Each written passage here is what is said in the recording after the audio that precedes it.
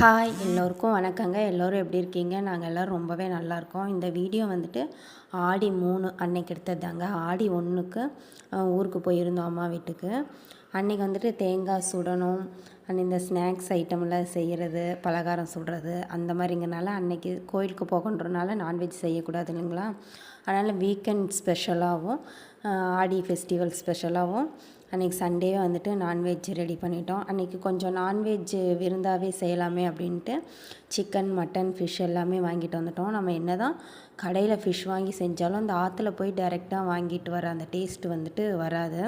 ஏன்னா ஆல்ரெடி கடையில் கொண்டு வரதெல்லாம் ஆல்ரெடி ஃப்ரீஸ் பண்ணி தான் கொண்டு வருவாங்க.